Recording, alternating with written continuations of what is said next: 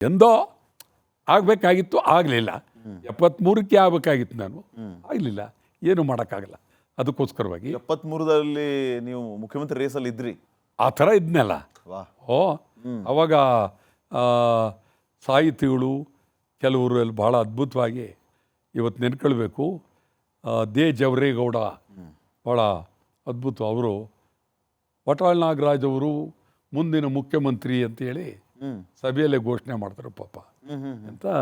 ದೊಡ್ಡಸ್ಗೆ ನಮಗೊಂದು ಹೊಸ ವಿಚಾರ ತಿಳಿಸಿದ್ರೆ ನೀವೀಗ 73ರಲ್ಲಿ ಮುಖ್ಯಮಂತ್ರಿ ರೇಸಲ್ಲಿ ನೀವು ಇದ್ರಿ ಅಂತ ಹೇಳಿ.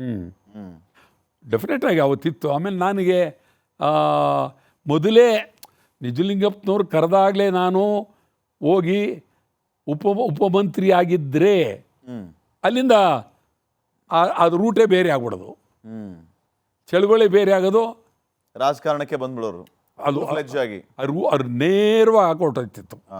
ಉಪಮಂತ್ರಿ ನೆಕ್ಸ್ಟ್ ಮಂತ್ರಿ ಇದು ಇಲ್ಲಿಂದ ಹೊಟ್ಟೋಗ್ತಿತ್ತು ಆ ಕಡೆಗೆ. ಆಯಿತಾ, ನಾವು ಇದೇ ಸರಿ, ನನಗೆ ಯಾಕೋ ಇದೇ ಸರಿ, ಅಷ್ಟು ತೀರಾ ಮುಖ್ಯಮಂತ್ರಿ ಆಗೋದಕ್ಕಾಗಲಿ ಅಷ್ಟು ತೀರಾ ಇದಕ್ಕೆ ನಾನು ಆಸೆ ಬರದೆ ಹೋರಾಟನೇ ಮಾಡೋಣ. ಈಗ ಅವ್ರಿಗೂ ನಾನು ಹೇಳಿದೆ, ನಿಜಲಿಂಗಪ್ಪನವ್ರಿಗೂ, ಇಲ್ಲೇ ಬೇಡಿ ದಯವಿಟ್ಟು ನಾನು ಚಳುವಳಿ ಮಾಡಬೇಕಾಗತ್ತೆ, ಮಂತ್ರಿ ಆದರೂ ಮಾಡೋಕ್ಕಾಗೋದಿಲ್ಲ ಅಂತ. ಅವರು ಅಯ್ಯೋ ಯಾರಪ್ಪ ಇವನು ಆ ಥರ ನನ್ನ ಎಲ್ಲರೂ ಮಂತ್ರಿ ಆಗ್ತೀವಿ ಅಂತಾರೆ, ಇವನು ಬಂದು ಈ ಥರ ಹೇಳ್ತಾನಲ್ಲ ಅಂಥೇಳಿ ಅವ್ರ ತಲೆಯಲ್ಲಿ. ಆಮೇಲೆ ಎಷ್ಟೋ ಸಂದರ್ಭದಲ್ಲಿ SR ಬೊಮ್ಮಾಯಿ, ಈ ಬೊಮ್ಮಾಯಿ ಅವರಪ್ಪ ಅವರು ನಮ್ಮ ಪಾರ್ಟಿಗೆ ಬಂದುಬಿಟ್ರೆ ವಟಾಳ್ ನಾಗರಾಜ್ ಮಂತ್ರಿ ಅಂದರು. ಪಾರ್ಟಿಗೆ ಬರೋಂಗಿಲ್ಲರಿ, ಇನ್ನೆಲ್ಲಿ ಮಂತ್ರಿ ಮಾಡೋದು ನೀವು ಅಂತೇಳಿ ನನ್ನ ಜೊತೆಲೇ ಇದ್ದರು ಇವರಪ್ಪ SR ಬೊಮ್ಮಾಯಿ, ರಾಯಿಸ್ಟ್ ಅವರು ಆ ಕಾಲದಲ್ಲಿ ಅಲ್ಲಿ ಬಂದದ್ದು. ಅದಾದಮೇಲೆ ಸರಿ, ದೇವರಾಜಸ್ನವರಂತೂ ಭಾಳ ನನ್ನ ಮೇಲೆ ಪ್ರೀತಿ ಪಾಪ. ಅವರು ಭಾಳ ಇಡೀ ರಾತ್ರಿ ನನ್ನ ಕರೆದು, ನೋಡಪ್ಪ ಇಡೀ ಕರ್ನಾಟಕದಲ್ಲಿ ನಾವಿಬ್ಬರು ಓಡಾಡೋಣ, ನನ್ನ ಜೊತೇಲಿ ಇರಬೇಕು, ನನ್ನ ಮಾತು ಕೇಳಲೇಬೇಕು, ನೀನು ಕ್ಯಾಬಿನೆಟ್ ಬರಬೇಕು ಅಂತ ಭಾರಿ ಒತ್ತಾಯ ಮಾಡಿದ್ರು ಪಾಪ ದೇವರಾಜರ್ಸು. ನಾನು ಅವ್ರಿಗೆ ಹೇಳಿದೆ, ಭಾಳ ಒತ್ತಾಯಕ್ಕೆ ರಾತ್ರಿ ಒಪ್ಪದೆ ಆಯಿತು ಅಂತ. ಅದಾದಮೇಲೆ ಅಲ್ಲಿಂದ ಹೊರಟಾಗ ರಸ್ತೆಯಲ್ಲಿ ಅರೆ ಮಂತ್ರಿ ಆದರೆ ಕಬ್ಬಾರ್ಡ್ ಹಿಡಿಯೋದು ಹೆಂಗೆ, ಚಳುವಳಿ ಮಾಡೋದು ಹೆಂಗೆ, ತಮಟೆ ಹೊಡೆಯೋದು ಹೆಂಗೆ, ಇದೆಲ್ಲ ಸರಿ ಇಲ್ಲ ಅಂಥೇಳಿ, ಇದು ಹೇಳಲೇಬೇಕು ಅವ್ರಿಗೆ, ಬೇಡ ಅಂತ ಹೇಳಬೇಕು ಅಂತ ಬೆಳಿಗ್ಗೆ 5 ಗಂಟೆಗೆ 5:05 ಹೋಗ್ತಾಯಿದ್ದೀನಿ. ಪಾಪ ಅವರು ವಾಕಿಂಗ್ ಎದ್ದು ಬಂದರು. ಅರೆ ಏನು ಬಂದಪ್ಪ ಇದು ರಾತ್ರಿ ಮಾತಾಡೋ, ಏನು ಬಂದೆ ಅಂತ. ತಾವು ಬೇಜಾರು ಮಾಡ್ಕೊಳ್ಳೋದು ಅಂದರೆ ಹೇಳ್ತೀನಿ ಅಂತ. ಏನು ನನಗೆ ಮಂತ್ರಿ ಬೇಡ, ತಪ್ಪಾಗುತ್ತೆ, ನಾವು ಚಳುವಳಿ ಎಲ್ಲ ಮಾಡೋದು ಇದೆಲ್ಲ ಇದೆ. ಸುಮ್ಮನೆ ಕೂತ್ಬಿಟ್ರು 1 ನಿಮಿಷ ಪಾಪ. ಕನ್ನಡ ಚಳುವಳಿಗೋಸ್ಕರ ಮಂತ್ರಿ ಪದವಿನೇ ತ್ಯಾಗ ಮಾಡಿಬಿಟ್ರಿ. ಹೌದು, ಬೇಡ ಅಂತ 100ಕ್ಕೆ 200 ಭಾಗ ಹೇಳಿದೆ ಪಾಪ, ಬೇಡ ಅಂತ. ಈಗಿನ ರಾಜಕಾರಣ ನೋಡಿದ್ರೆ ನಿಮ್ಗೆ ಏನು ಅನ್ಸುತ್ತೆ? ಅದೇ ಮಂತ್ರಿ ಪದವಿಗಾಗಿ ಯಾವ ರೀತಿ ಕಚ್ಚಾಡ್ತಾರೆ, ಯಾವ ರೀತಿ ಹೊಡೆದಾಡ್ತಾರೆ. ಇದು ಇದ್ರ ಬಗ್ಗೆನೇ ಒಂದು ದಿವಸ ಮಾಡ್ಬೇಕು ನಾವು ನಿಮ್ಮ ಸಂದರ್ಶನ. ಇದ್ರ ಬಗ್ಗೆ ನಮ್ಮ ಮಂತ್ರಿಗಳ ಭಾಷೆ, ಮಂತ್ರಿಗಳ ನಡತೆ, ಮಂತ್ರಿಗಳ ಪರಿಸ್ಥಿತಿ, ಅವರು ಮತ್ತು ಇಷ್ಟೊಂದು ಜಾತಿ, ಇಷ್ಟೊಂದು ಕೋಮು, ನಾನು ಎಲ್ಲೂ ನೋಡಿರಲಿಲ್ಲ ಇದನ್ನು ನಾವು ಈ ರಾಜ್ಯೋತ್ಸವ ಸಂದರ್ಭದಲ್ಲಿ ಈ ವಿಶ್ಲೇಷಣೆ ಬೇಡ ಕನ್ನಡದ್ದೇ ಮಾಡ, ಕರ್ನಾಟಕದ್ದೇ ಇತಿಹಾಸ ಬೇಕಾದಷ್ಟು ಉಂಟು, ಹಾಸಲ್ಲುಂಟು, ಓದಿಯಲ್ಲುಂಟು, ಬೇಕಾದಷ್ಟಿದೆ. ಇದನ್ನೇ ಮಾತಾಡೋಣ ನಾವು. ಈಗ ನಿಮ್ಮ ವೈಯಕ್ತಿಕ ಜೀವನದ ಬಗ್ಗೆ ಒಂದಿಷ್ಟು ಮಾತಾಡೋಣ. ನಿಮಗೆ ಎಷ್ಟು ಜನ ಮಕ್ಕಳು, ನಿಮ್ಮ ವಯಸ್ಸೆಷ್ಟು ನಾಗರಾಜ್, ವಟಾಳ್ ನಾಗರಾಜ್ ಅವರು? ನನಗೆ ನನ್ನ ವಯಸ್ಸು ಗೊತ್ತಿಲ್ಲ, ಅದಿರಲಿ. ಈಗ ಅದರಿಂದ ಏನು ಪ್ರಯೋಜನ ಇಲ್ಲ, ಬರೀ ಕನ್ನಡ. ಈ ಇದರಲ್ಲಿ ವಿಕಿಪೀಡಿಯಾದಲ್ಲಿ ಇಲ್ಲೆಲ್ಲ ಸರ್ಚ್ ಮಾಡುವಾಗ ಈ ಭಾಳ ಕಡೆ ನೋಡಿದಾಗ ವಟಾಳ್ ನಾಗರಾಜ್ ಅವರಿಗೆ 80+ ಅಂತ ತೋರಿಸುತ್ತೆ ವಯಸ್ಸು. ಎಷ್ಟೋ 80+, ಒಂದು 85, 86 ಅಂತ. ನೋಡಿದ್ರೆ ನಮ್ಗೆ ಅನ್ಸೋದೇ ಇಲ್ಲ. ಈಗ ಅವನು ನಮ್ಮ ಅಪ್ಪನಲ್ವಲ್ಲ, ಗೂಗಲ್ ನಮ್ಮಪ್ಪ ಆಗಿದ್ರೆ ನನ್ನ ಹೆಸರೇನು, ನಮ್ಮ ತಾಯಿ ಆಗಿದ್ರೆ ನನ್ನ ಹೆಸರು. ಅವನು ಯಾವನೋ ಗೂಗಲ್ ಅವನು ಹಾಕೊಂಡ್ಬಿಟ್ರೆ ಅರ್ಥವಿಲ್ಲ. ತಪ್ಪಿ ಹಾಕಿದ್ದಾರೆ. ಆ ಗೂಗಲ್ ಬಂದಿರೋದೆಲ್ಲ ಅವ್ರಿಗೇನೋ ಒಂದು ಸ್ಟೋರಿ ಒಬ್ರದ್ದು ಹಾಕ್ಬಿಡ್ಬೇಕು. ಭಾಳ ತಪ್ಪು ಹಾಕಿದ್ದಾರೆ. ಅವ್ರು ನಿಜವಾಗ್ಲೂ ಭಾಳ ಜನಕ್ಕೆ ವಾಟಾಳ್ ನಾಗರಾಜ್ ಏನು ವಯಸ್ಸು ಹೇಗೆ ಏನು ಗೊತ್ತಿಲ್ಲ. ಒಬ್ಬೊಬ್ಬರು ಒಂದೊಂದು ಥರ ಮಾತಾಡ್ತಾರೆ, ಒಬ್ಬೊಬ್ಬರು ಒಂದೊಂದು ಥರ ಮಾತಾಡ್ತಾರೆ. ಅದು ನಾವೇನು ಮಾಡೋಕ್ಕಾಗಲ್ಲ. ಮಾತಾಡ್ಕೊಳ್ಳಿ ಇರ್ತೀವಿ ನಾವು, ಏನಾದ್ರು ಮಾಡ್ಕೊಳ್ಳಿ ನೀವು. ನನ್ನ ವಯಸ್ಸು ನನಗೆ ಗೊತ್ತು, ನನಗೆ ಗೊತ್ತಿಲ್ಲ ಅಂತ ನಾನು ಹೇಳ್ಕೊಂಡು ನಂದರ ಬಗ್ಗೆ ಚಿಂತನೆ ಮಾಡಬೇಕಾಗಿಲ್ಲ. ಎಷ್ಟು ವರ್ಷ ಆಮೇಲೆ ಯಾವತ್ತೂ ನಾನು ಜನ್ಮದಿನ ಆಚರಣೆ ಮಾಡ್ಕೊಂಡಿಲ್ಲ. ನಾನು ಮಾಡ್ಕೊಳ್ಳೋದು ಯಾವುದು ಅಂದರೆ, ನನಗೆ 62 ಸೆಪ್ಟೆಂಬರ್ 62ರಲ್ಲಿ ನನಗೆ ಬೂಟ್ಸ್ ನೈಟ್ ಬಿದ್ದ ದಿನ.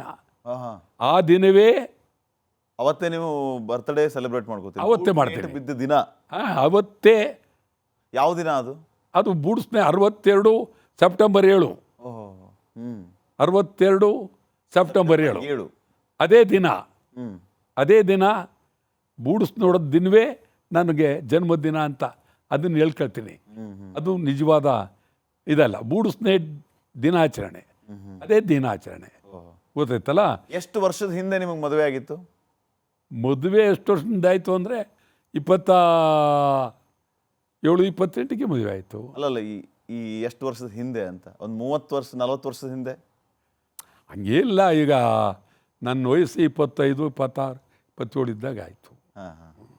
ನಿಮಗೆ ಅಂದರೆ MLA ಆಗಿದ್ರಿ ಅವಾಗ ಮದುವೆ ಆದಾಗ? MLA ಆಗಿದ್ದೆ. MLA ಆಗಿದೆ. 73ಕ್ಕೂ MLA, 67ಕ್ಕೆ MLA, 73ಕ್ಕೂ MLA. ಮಕ್ಕಳು ಎಷ್ಟು ಜನ ವಾಟಾಳ್ ನಾಗರಾಜ್ ಅವ್ರಿಗೆ? 2. ಏನು ಮಾಡ್ಕೊಂಡಿದ್ದಾರೆ? ಒಬ್ಬ ಮಗ ಮೈಸೂರಲ್ಲಿದ್ದಾನೆ. ಅಲ್ಲಿ ಮೈಸೂರು ಪಕ್ಕದಲ್ಲೇ ನಮ್ಮದು ತೋಟ ಎಲ್ಲ ಇದೆ, ಅಲ್ಲಿ ನೋಡ್ಕೊತಾರೆ. ಒಬ್ಬ ಮಗಳು ಇಲ್ಲೇ ಇದ್ದಾಳೆ. ಮಗ ಇಂಗ್ಲೆಂಡು ಅಲ್ಲೆಲ್ಲ ಓದಿ ಬಂದಿದ್ದಾನೆ. ಮಗಳು ಗಾಲ್ಫ್ ಪ್ಲೇಯರು, ಭಾಳ ಇಡೀ ವರ್ಲ್ಡ್ ಎಲ್ಲ ಪದಕ ಎಲ್ಲ ತಂದು ಕೊಟ್ಟರು ಅಂತ ಕೇಳ್ಬಿಟ್ಟು ನಾವು. ಪದಕ ಎಲ್ಲ ಗೆದ್ದಿದ್ದಾರೆ ಅನ್ನೋಂಥ ವಿಚಾರ ಕೇಳ್ಬೋದು. ಯಾವ್ದು ಹೇಳಿ? ಪ್ರಶಸ್ತಿ ಎಲ್ಲ ಬಂದಿದೆ. ಭಾಳ ಪ್ರಶಸ್ತಿ. ಮನೆ ತುಂಬ ಬರೀ ಅದೇ. ಮನೆ ನುಗ್ಗಿದ ತಕ್ಷಣ ಬರೀ ಅದೇ ತುಂಬಿ ಕೈ ಕಾಲಿಡಕ್ಕಾಗಲ್ಲ. ಹಂಗೆ ಎಲ್ಲ ಸಿಕ್ಕಾಪಟ್ಟೆ ಗೆದ್ದು ಎಲ್ಲ ಪಾಪ ಭಾಳ ಎಲ್ಲ ಕಡೆ ಇಡೀ ಪ್ರಪಂಚದ ಎಲ್ಲ ಕಡೆ ಒಬ್ಬ ಇದ್ದಾಳೆ. ಮತ್ತು ಅವಳು ಪ್ರೆಸ್ಟೀಜ್ ಗಾಲ್ಫ್ ಕ್ಲಬ್ ಕಾಯಂ ಮೆಂಬರ್. ಅವಳು ಭಾಳ ಸ್ಪೋರ್ಟ್ನಲ್ಲಿ ಭಾಳ ಇದು. ಮೊಮ್ಮಕ್ಕಳು? ಒಬ್ಬನೇ ಮಗನೇ ಒಬ್ಬನೇ. ಅವನು ಚಂದನ್ ವಾಟಾಳ್ ಅಂತ ಇದ್ದಾನೆ. ಈಗ ಒಬ್ಬನೇ ಬಂದಿದ್ದಾನೆ, ಇದರಿಂದ ಲಂಡನ್ನಿಂದ ಬಂದಿದ್ದಾನೆ. ಈಗ ಮೊಮ್ಮಗನ ಬಗ್ಗೆ ಯಾಕೆ ಕೇಳಿದೆ ಅಂತಂದರೆ, ಈಗ ಜನರಲ್ಲಿ ಕೆಲವು ಪ್ರಶ್ನೆಗಳಿದೆ, ಅದಕ್ಕೆ ಉತ್ತರ ಕೊಡೋದಕ್ಕೆ ಇದು ವೇದಿಕೆ ಅಂತ ಅನ್ಕೋತೀನಿ. ನಿಮ್ಮ ವಿರುದ್ಧ ಕೇಳಿ ಬರುವ ಆರೋಪ ಏನಂತಂದ್ರೆ, ನಮ್ಮ ಕನ್ನಡದ ಕಟ್ಟಾಳು ವಾಟಾಳ್ ನಾಗರಾಜ್ ಅವರು ಕನ್ನಡ ಅಂತ ಇಷ್ಟೆಲ್ಲ ಚಳವಳಿ ಮಾಡ್ತಾರೆ, ಮೊಮ್ಮಕ್ಕಳನ್ನ ಇಂಗ್ಲಿಷ್ ಮೀಡಿಯಂ ಸ್ಕೂಲಲ್ಲಿ ಓದಿಸ್ತಾರೆ ಅಂತ ಒಂದು ಆರೋಪ ಇದೆ. ಅದ್ರ ಬಗ್ಗೆ ಯಾರು ಹೇಳ್ದವ್ರು ನಿಮಗೆ? ನನ್ನ ಮಗಳು ಕನ್ನಡದಲ್ಲೇ ಓದದ್ದು, ನನ್ನ ಮಗ ಕನ್ನಡದಲ್ಲೇ ಓದ್ದು, ನನ್ನ ಮಗಳು ಮಹಾರಾಣೀಸ್ ಕಾಲೇಜ್ನಲ್ಲೇ ಓದದ್ದು. ನಾನೇ ಕರ್ಕೊಂಬತ್ತೆ. ಅವನು ಓದಿ ಆಮೇಲೆ ಇದಕ್ಕೆ ಹೋದ. ಇಂಗ್ಲೆಂಡ್ಲಿ ಇನ್ನೇನು ಮಾಡೋಕ್ಕಾಗುತ್ತೆ ಅವನು? ಇಂಗ್ಲೆಂಡ್ಲು ಕನ್ನಡ ಹಿಡ್ಕೊಳ್ಳಿ ಅಂದರೆ ಅವನು ಎಲ್ಲಿ? ಅದರಿಂದ ಮಕ್ಕಳು ನನ್ನ ಮಾತನ್ನು ಕೇಳ್ತಕ್ಕಂಥವ್ರು, ನನ್ನ ಮಾತು ಬೆಲೆ ಕೊಡ್ತಕ್ಕಂಥವ್ರು ನನ್ನ ಮಕ್ಕಳು. ಮತ್ತು ನಾನು ಸೇರಿಸ್ಬೇಕಾದವನು, ನಾನು ಕನ್ನಡಕ್ಕೆ ನನ್ನ ಮಕ್ಕಳು ಸೇರಿಸ್ಬೇಕಾದವನು ನನ್ನ ಜವಾಬ್ದಾರಿ.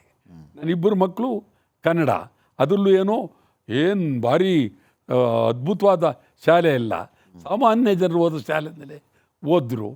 ಮಗಳು ಅಷ್ಟರಲ್ಲೇ ಬುದ್ಧಿವಂತ, ಭಾಳ ತೀರಾ ಅದ್ಭುತವಾದಂಥ ಬುದ್ಧಿವಂತೆ ಆದಳು ಪಾಪ. ಅದರಲ್ಲಿ ಕನ್ನಡ ಅಂತ ನಾನು ಅದನ್ನು ಬಿಟ್ಟು ಅತ್ತಿತ್ತ ಅಳ್ಳಾಡಲಿಲ್ಲ. ತುಂಬ ಖುಷಿ ವಿಚಾರ. ಈಗ ಕನ್ನಡದ ಹೋರಾಟಗಳು, ಈ ಎಲ್ಲ ವಿಚಾರಗಳ ಬಗ್ಗೆ ನಾವು ಮಾತಾಡ್ತಾ ಇದ್ವಿ. ನಿಮಗೆ ರಾಜ್ಕುಮಾರ್ ಅವರ ಜೊತೆಗಿನ ಒಡನಾಟ ಹೇಗೆ? ಅವರ ಜೊತೆಗಿನ ಒಡನಾಟದ ಬಗ್ಗೆ ಏನಾದರೂ ವಿಚಾರಗಳನ್ನು ಹಂಚ್ಕೋಬಹುದಾ? ರಾಜ್ಕುಮಾರ್ದು ಏನಂತಂದರೆ ಭಾಳ ವರ್ಷದ ಬಾಂಧವ್ಯ. ರಾಜ್ಕುಮಾರ್ಗೂ ನನಗೂ ಭಾಳ ಬಾಂಧವ್ಯ. ಅವರು ನಮ್ಮ ಹತ್ತಿರದ ಇದ್ರೆ ಭಾಳ ಬಾಂಧವ್ಯ. ಅವರು ಸ್ವಲ್ಪ ಹೆಚ್ಚು ಕಡಿಮೆ ಅಲ್ಲೇ ಮದ್ರಾಸ್ಲೇ ಇದ್ದರು, ಅವರೆಲ್ಲ ಮದ್ರಾಸ್ಲೇ ಇದ್ದರು. ನಮ್ಮ ಚಳುವಳಿ ಆರಂಭ ಆದಾಗಲೂ ಮದ್ರಾಸ್ಲೇ ಇದ್ದರು ಅವರು.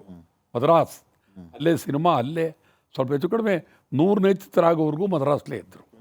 ಆಮೇಲೆ ನಾವು ಗಲಾಟೆ ಮಾಡಿ ಬರಬೇಕು ಕರ್ನಾಟಕ ನೀವು ಅಂತ ಹೇಳಿ ಕರೆದಾಗ, ನೀವು ಅಂದ್ರೇನು ಇಡೀ ಚಿತ್ರರಂಗ ಅದೇ ಅದೇ ಕರ್ನಾಟಕ ಬರಬೇಕು, ನೀವು ಕರ್ನಾಟಕದಲ್ಲಿ ತೆಗಿಬೇಕು ಅಂಥೇಳಿ ಚಿತ್ರ ತೆಗೆಯೋದಕ್ಕೆ ಅವ್ರಿಗೆ 50,000 ರೂಪಾಯಿ ಸಬ್ಸಿಡಿ ಕೊಡಬೇಕು. ಯಾವುದೇ ಕನ್ನಡ ಚಿತ್ರ ತೆಗೀಲಿ 50,000 ಸಬ್ಸಿಡಿ ಕೊಡಿ ಅಂತ ಹೇಳ್ತವೆ. ನಾನೇ ಮಾಡೋದು ಗಲಾಟೆ ಮಾಡಿ. ಅದಾದಮೇಲೆ ಮೈಸೂರಿನಲ್ಲಿ ಪ್ರೀಮಿಯರ್ ಸ್ಟುಡಿಯೋ ಮೈಸೂರಲ್ಲಿ ಬಸವರಾಜಯ್ಯ ಅಂಥೇಳಿ ಅಲ್ಲಿ ಸ್ಟುಡಿಯೋ.